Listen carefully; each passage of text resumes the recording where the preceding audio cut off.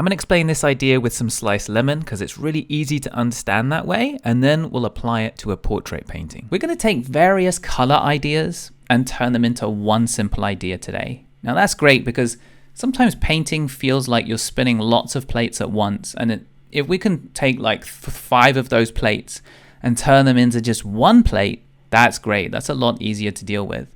Now that simple idea is going to be direction, and specifically direction across a color wheel. This color wheel is made by the wonderful James Gurney. And I mean, like, if we're here, the big thing we're just going to need to think about is, am I moving this way or this way or this way? Which direction across the wheel do I need to go in? And I'm going to explain how you can use that to understand the colors that you're looking at, the colors that you need to mix up and apply on your painting, and how to create a sense of luminescence and light. So this idea is going to help with hues. So which color, this is the ideas around the wheel. So are we dealing with yellow or red or blue or whatever? And saturation. So as we travel into the wheel, we're getting less and less saturated, getting more grayed down. The outer part of the wheel is more saturated. So this directional idea is covering some of what we need, but not all, because you still have to think about values, which is kind of closely tied in with hue and saturation. But still, it's a really nice simplification. So first, let's use this idea to understand what we're seeing. So in the flesh of this lemon, we have light coming in. It passes through the lemon and it picks up a lot of the color of the flesh of the lemon, and its ending comes out like this. What is this color, and how do we select the right color or mix up the right color?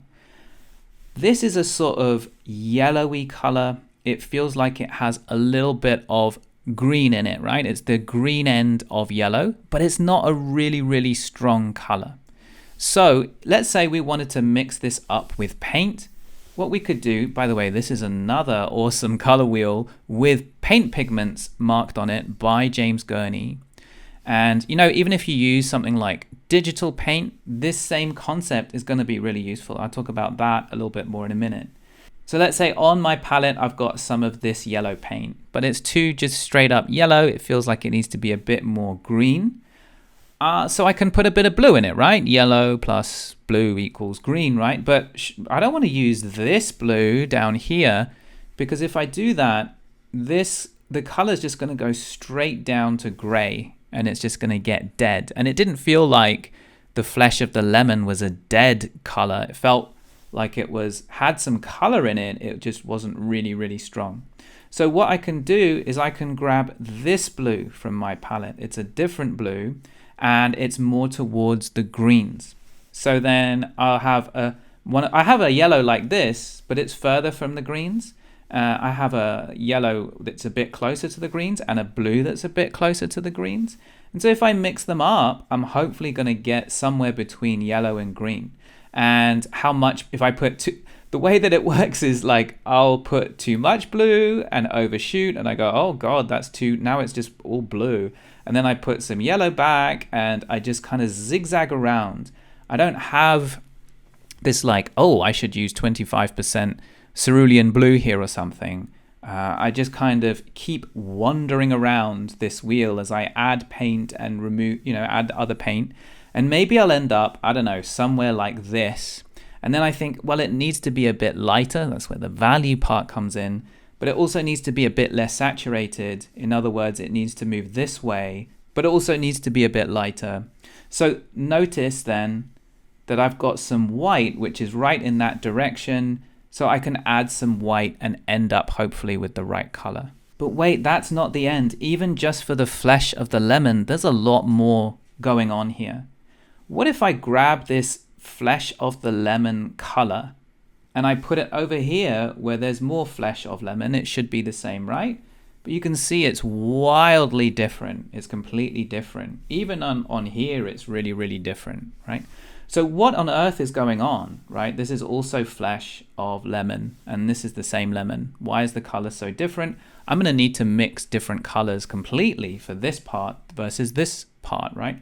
So over here on this lemon, The light is coming in and it's just bouncing off. The difference is that on this one, the light has come straight through the lemon. And as it passes through the lemon, it picks up all the color of the flesh of the lemon. And so the color I end up with is lemon flesh color, right? Over here, though, it hasn't had a chance to go all the way through. It's just kind of come in and bounced off again. And so let's ignore these shiny bits, these kind of really shiny reflective bits. Let's just grab the color of the flesh of the lemon over here. Is kind of like this. It's got way less of the lemon flesh color and it's more grayed down and a bit more blue. The reason for this is that the light coming through the window has its own color, a kind of white, cool white color, maybe a little bit blue in color, very slightly, but really quite white, and that really close to the middle of the color wheel. So if we come across back over here, the light is possibly, I don't know, somewhere around here, right there. It's not completely devoid of color. I think it's got a little bit of blue in it.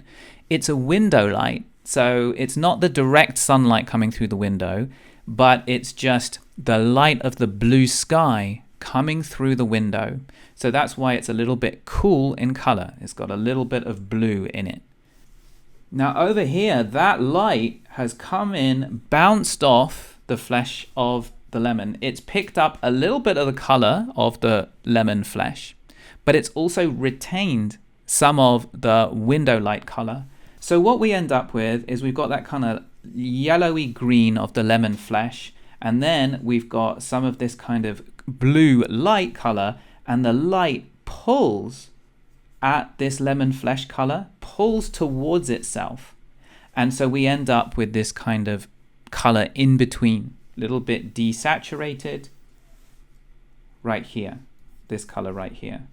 So over here in the with the light that had gone right through the lemon, it's all lemony, right?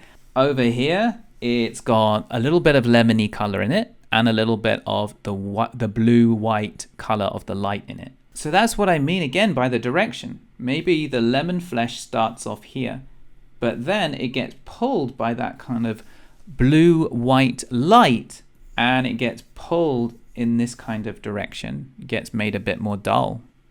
But then look at the shiny bits. Look at those shiny bits right there. When you get that shininess, that specular reflection, you really don't get much of the color of the object itself at all. So there's no lemony color in there really. It's just the color of the light that we're getting. So to understand the colors that we're seeing, it was really useful to think about where we were and then the color of the light pulling at that. So in some places where the light just passed through the lemon flesh, we just got that lemony green lemon flesh color. In some places where we had that shininess, we just got the color of the light, maybe slightly blue. And in some places we got something affected by both and it was kind of somewhere in the middle. And so as we go, we might need to mix a little bit of white with a tiny bit of blue to get that kind of light color for the reflections. Maybe we mix some of this yellow and this blue to pull in this way, then add some white to get the lemony flesh. And maybe we need something in the middle for certain parts of that lemon. Okay? So what about for people? What does this mean for portraits? Here's a portrait sketch in my sketchbook. This is also watercolor with some gouache, but it doesn't really matter what material you're using. Same ideas as the lemons. Let's talk about the highlights first, this shininess. The color here is based on the color of the light.